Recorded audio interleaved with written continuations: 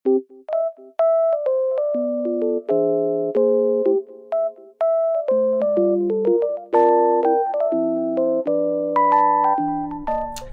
evening guys! So panibagong vlog, panibagong haul na naman. And i-share ko sa inyo guys yung mga napamili ko kanina. Actually yung isa na-unbox ko na siya from TikTok shop kasi chinek ko siya kung gumagana. So working naman. Ito yung item from Rapo. Ayan siya. Pero ito yung kay Elle na naka-close pa. Hindi ko na lang siya binuksan kasi para naman meron siyang excitement na maramdaman sa tuwing sa pagbubukas ng kanyang wireless power bank. Ito, trinay ko na rin siya and okay naman. Ito, variant niya is color white. And guys, kung mapapansin niyo sa aking voice, medyo nagungongo. Kasi meron pa akong sipon 2 days na. Siguro dahil sa pabago-bagong panahon. Kasi nung mga nakaraang araw, nag-uulan, hindi ako nagkasakit. Pero ngayon na medyo okay na rin naman yung sistema ng panahon natin. Na, hindi na rin naman ganun kalamig and hindi rin ganun ka pabagsak-bagsak yung ulan. Although sobrang init sa tanghali. Pero ayun, ngayon tayo nadali, inabutan pa nga. So ito, yung meron siyang libreng ganyan sa likuran. Ayan, yung silver. Kanina, nung in-unbox ko, meron pa yung color blue. Pero, ngayon, tinanggal ko na siya. So, the reason why dito siya kinakabit sa case ng ating phone, para mas lalo siyang mag-magnet. Ayan. Kung mapapasin nyo guys, sobra. Grabe, ayan. Ayan. Charging ni aking phone. Ito, ang mAh pala nito guys is 10,000 mAh. And, power bank, 22.5 watts. Ayan. Wait lang, ito ata is color black, hindi ko alam kasi yung nakalagay dun sa aking box kanina is, dito is color white, tapos, yun lang naman, meron siyang Type-C input, USB input, and wireless, ayun. Ito yung kanyang USB input, ayan, tapos ito naman yung, ito yung USB, ito pala yung Type-C, tapos dito nyo malalaman yung light indicator if charging siya. So, kanina guys, para sa next item, pumunta kami ni Mami sa Divisoria. And, bumili na pala ako netong, pero siguro, idudugtong ko dito sa vlog yung aking pag-empake kasi ilang araw na lang alis na kami ni Elle. Ito yung binili ko for only 250 pesos. Ayan siya na pants. The reason why pants yung aking kinuha kasi ayoko mangitim sa ulan, and itong kanyang basura ilalagay ko na dun sa basurahan. And ito namang isa, ayun, long sleeves siya. Ito naman guys, saktong-sakto lang ito sa akin. Ang size nito is large. Ito naman yung para safe lang tayo. Nawawala yung kanyang etiketa. Ayun, tatanggalin ko na kasi hindi ko na to lalaban guys. Rekta-rekta na tayo. Susuotin ko na to agad kapag magsiswimming na kami dun sa may Bora. And para sa last item, dito ako sobrang nabudol kasi kanina meron akong supplier na pinagbibilan dun sa mall somewhere. And ito guys, dumating na yung bag. Ilalagay ko na lang dito sa screen kung ano yung tawag sa ganito kalit na bag kasi hindi ako familiar, pero ganyan lang siya na a-adjust naman yung kanyang strap depende sa kung gaano yung siya gusto kahaba, pero ako ito lang kasi sakto lang siya for my ayan, wait lang, tayo ako. Sakto lang siya for my frame. Ayan, ang laki ng damit ko. Pero, ito lang yung kanyang itsura. Ganyan lang siya. And sa loob, sobrang spacious. Although, hindi mo siya pwedeng lagyan ng sobrang daming gamit. Kasi, baka lumunday siya and baka masira yun dito. Kasi nga, hindi nga siya original. So, yun lang naman. And, ayan. Baka siguro by Saturday or Friday ako mag-pack na mga dadalhin namin or na mga gamit ko from Bora. Kasi by Saturday, sa gabi, birthday naman ni Daddy. And Sunday ng 2 or 3 PM yung aming flight papuntang Bora.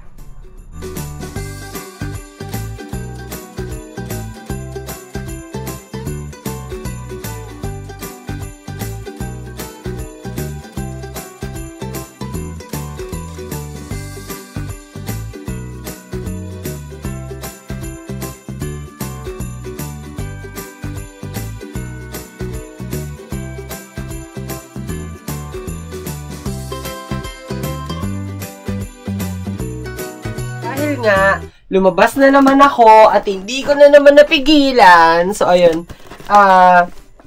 napag-isipan ko na mag-drop by na lang sa grocery or sa supermarket somewhere.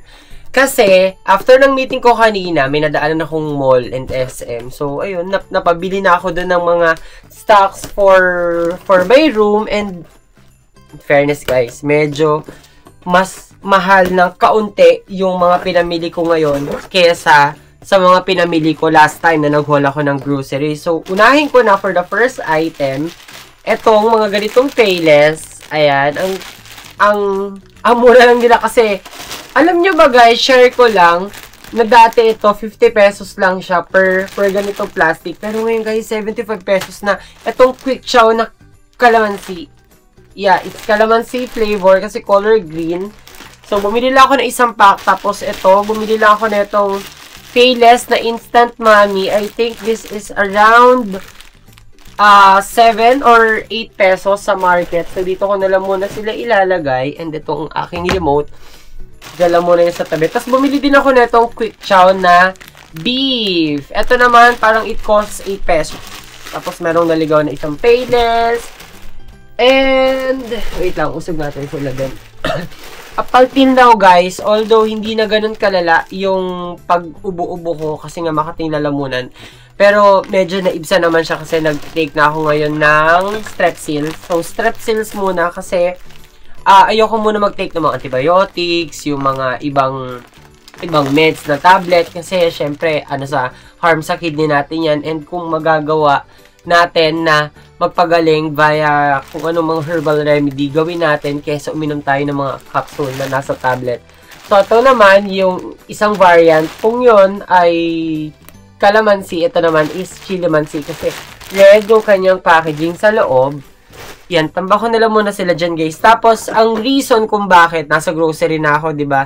So, meron ako nakitang wala pala dito. Meron kasi ako nakitang chili and it costs 98 pesos, kulang ko lang 100. So, sabi ko bila ko dalawa. So, napaisip ako, might as well na bakit hindi ako mag-grocery. So, itong binili ko na next is itong Master Siomai. Kabisado ko na lasa niyan sa kiosk malapit dun sa condo ni El. Frankie, sa kiosk malapit dun sa condo ni El, binibenta to for 150, pero nabili ko lang dun ng for 100. Going back, so pinataka ko si Frankie, guys, kasi nakatali siya. So, umiiyak na siya, so kailangan niya na lumabas sa kanyang pagkakatali. And ito naman mga items, guys, random to, merong 5 sardines. Ayun na. Hindi ko na ipapakita isa-isa kasi sobrang dami nila, guys. Ang mga variants na binili ko ngayon for mga delata, mga corn beef, mga corn tuna. Kasi mas napapansin ko, mas kaya ko siyang kainin as compare sa mga beef loaf na syempre kailangan pa yun bubuksan via can opener. Ito kasi guys, kunyari itong Ligo sardines na to, meron na siyang instant na pang open dyan. Hindi ako kumuha. Wait, merong naligaw. Alam ko hindi ko ito nakita, pero merong isang naligaw. So, ayun. Star sausages. So, di ko alam kung ano lasa. Hindi ako familiar. So, ito naman. Try natin itatry ko tong SM bonus na tuna, hot and spicy. Tapos, itong mega corn sardines. Yan lang naman so far. Alam mo. Tapos, ayun. Fresca tuna. Ito. Nalagay ko na lang sila dito, guys, ulit. Kasi, para kapag nilagay ko sila dun sa aking lalagyanan mismo, madali ko sila makukuha. And, ano pa ba? So, ayun, ito. Meron pa palang Spanish na sardines. And, ito nga yung isang chili from Chef Choice. Ayan siya, guys. Pero, ang una kong titikman is itong pinasa ko bilang box. Ay, baka mahulog. Wait lang. Baka kasi mahulog sila, guys. Pero, yun lang naman yung pinamili ko. And siguro yung isa, check natin. Baka kasi mahulog eh. Wait, paano ba ito? Lagay ko na lang muna dito. Tapos, ayun, bumili din ako netong isang box ng Alfonso for my daddy's birthday. And, eto, medyo magaan-gaan kasi konti na lang yung laman. Laman niya as compared sa naunang box na ang dami talaga. Hindi ko nailis sa isa yung mga canned goods kasi reference naman. Meron lang ako mga biniling iba pero same lang naman sila ng mga pinamibili ko sa mga previous ko na grocery haul. And dito naman sa box na to ay, ito yung main reason guys kung bakit nakapag-decide ako na mag-grocery na talaga para dito sa aking room. Itong Coles. Ayan, basta, hindi ko alam kung Coles o Coles Chili Crushed. So, ayan. Ito yung 98 pesos lang. Ito itatry ko for tonight. Pagkakain ako guys, yan yung itatry ko na chili and update ko kayo. Dito naman, same pa rin. Meron carne norte na hot and spicy, Spanish. Tapos itong star na corned beef. Ito pala. Sausages. Lucky 7. Ano pa to? Carne norte. Lucky 7 ulit. The main reason guys kung bakit yung mga binibili kong delata is mga ganitong brand. Kasi hindi ako ganon ka-luxury pagdating sa mga food. Sabi ko nga, napag-usapan nga namin, alam mo, ako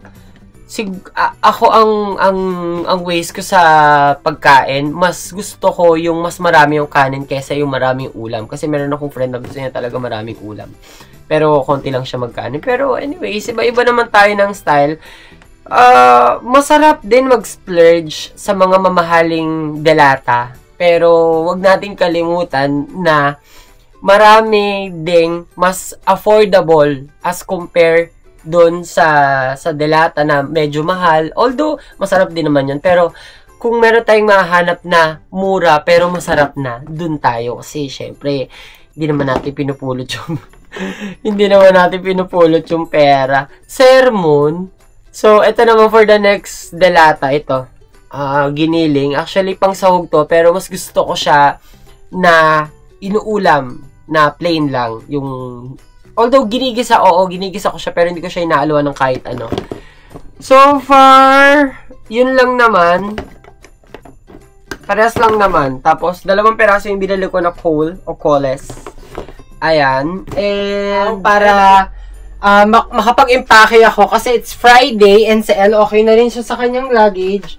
At ang luggage na aking gagamitin, ito rin yung ginamit ko before nung nagpunta ako sa Bohol. Pero hindi pa kasi ako nagva-vlog ulit nun eh. Parang recently lang naman ako nasihan ulit na mag-vlog. Pero ayun guys, mag-i-empake na ako kasi kagabi sobrang busy ko. Tapos kung tomorrow pa ako mag-i-empake, sobrang busy na rin kasi birthday na nga ni Daddy and iba namang celebration yun. So, ayoko namang matambakan ng trabaho and matambakan ng mga errands for tomorrow. So, ito lang yung aking maleta. And, so far, ang dami niya ng gasgas sa kanyang mga edges. Kasi nung time na ginamit ko to going sa Bohol, parang medyo nalaspag ko ata siya or talagang nalaspag ko siya.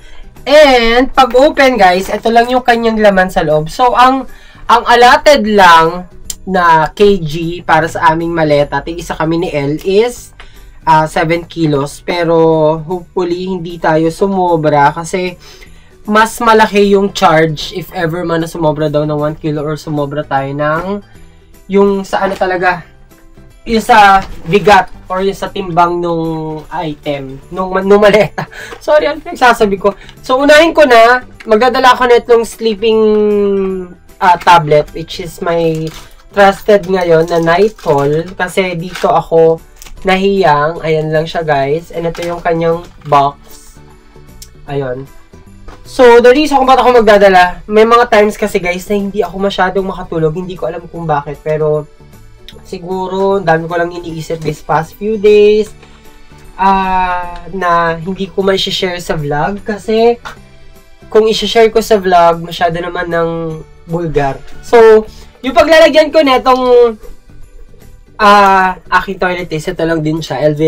LV lang din siya. Actually, 3 pair ito. Itong small, tapos may medium, tapos may large pa. Yung large, nasa makeup vanity ni Isha. Sa kanya ko muna pinagamit kasi doon nagkasya yung mga eyeshadow palette, eyelashes, and ayun, dito ko muna ilalagay. Ang mga nakalagay naman na sa loob before, nagamit ko na rin naman siya. So, aking mga toiletries, ayun, di ko lang alam kung ba't hindi maano yung sa may zipper. Pero, yun, sira ata siya, be. Ayun, basta ayan siya, guys. Meron na ditong mga hindi pa used na shampoo, na conditioner. Tapos may toothpaste din. Although, meron din namang set ng hygiene kit naman din dun. So, baka hindi na ako masyado magdadala. And ito lang, dala ko lang din tong aking RDL. The reason why ko sila sinasalin, guys, kasi minsan hindi ko namamalayan na meron na pala ako naka-open tapos magbubukas ako ng bago. So, nagdoble-doble. So, ito, isasalin ko na lang para tipid tayo sa space. And syempre, hindi tayo makakalimot na ayun, tinapon ko lang. Hindi tayo makakalimot na mag-skincare kahit na nasa Bora tayo. Dito ko na lang din siya ilalagay. Pero, ayun, pati itong aking bulak, dito ko na lang din ilalagay. Tapos, ano pa ba? Ito yung unang item na ilalagay ko sa aking maleta. Hindi ko alam kung dito na lang ba siya. Yan. Dito na lang siguro. Tapos, eto, syempre, magdadala ko ng melon, ng Lux Slim na melon. And meron pa ako in order, guys, sa TikTok na nakuha ko, ang mura nung kuha ko, parang 300 plus lang yung kanilang 4 seasons. 300 plus, tapos nakabay 1 take 1 pa. And, i-unbox ko yun sa inyo, guys, kapag nakarating na sila dito sa aking bahay. And, ayun, medyo struggle lang magbukas na itong box. So, sisirain ko na siya, guys, kasi kailangan kasi dito, guys, lahat ng pouches, ayan, lahat ng pouch, tatanggalin sa box para hindi dagdag bigat. So far, wala naman nang naiwan. Lagay ko lang dyan. Even itong avocado, kailangan ko rin itong tanggalin sa ito. The reason ko bakit 4 days lang naman kami doon, diba? So, syempre, para kapag kapag kinailangan, meron tayong makukuha. And ilalagay ko na sila dito sa aking, ayun, dito ko ilalagay sa compartment na to, guys, yung aking mga beauty milk. And, ayan. So, syempre, magdadala din ako nitong aking G21 na vanilla ice cream. Ayun. Ang dinala ko, guys, ay, wait lang. Ang dadaling ko na lang pala yung wait lang. Yung bago na lang. Magdadala na lang ako ng bago. Baka kasi maubos ko yung luma. So, para hindi rin ma-hassle, magdadala na rin ako. Tapos, okay na to. Ayun. Sobrang konti lang ng dadalin ko sa maleta kasi baka nga mag-exceed kami. And, ayun, meron lang ako ditong sando. Ano pa ba? Meron akong dalang pants. Although, kailangan isang pants lang tapos mga shorts. Pero hindi na muna siguro ako mag-shorts. Baka magba-boxers na lang ako. Pero magdadala pa rin ako ng spare na shorts na panlabas. Kasi, syempre, pag umingo kami doon ni El. So, ayun. Meron din ako mga socks. Asan na yung pair na ito? Walang pair yung isa. Ito lang. Yung, dadala lang din ako ng aking mga boxers. Tapos, ayun, magdadala ako ng aking long sleeves. Long sleeves para hindi tayo mangitim kasi yun din yung isa sa concern ko na ayokong mangitim sa Bora. Kaya hanggat maaari, kailangan sobrang protect. Tapos, meron akong short. Ito. And, yung aking mga polo, hindi ko na sila babalik na rin, guys. Kasi, pag gagamitin ko na lang, papakita ko na lang sila sa inyo sa Bora na mismo. Nagdala lang ako ng 3 set. Ay, di pala, 4 pala. Tapos, ayun, 4 na polo lang. Etong leopard yung last. Tapos, ano pa ba? Nagdala din ako ng 2 black t-shirt. Just in case. Ayan, 2 black t-shirts. Ang dami ko na rin dinalang wait lang, ang dami ko na rin dinalang tawag dito boxers para just in case. Ito yung pan-swimming ko na long sleeves. And etong ang tawag din, parang leggings. Tapos baka ito na lang yung dadalhin ko na bag for Bora. Isa lang kasi ay wait lang. Kailangan pala 2. So, 2 yung aking hand carry. Isa siguro to para sa mga important things. Tapos, isa naman para dun sa mga kung anik-anik. Para spare yun, guys, na kapag sumobra dito sa KG, pwede ko silang mailagay dun. Ayun lang naman. And, ayusin ko lang to, guys.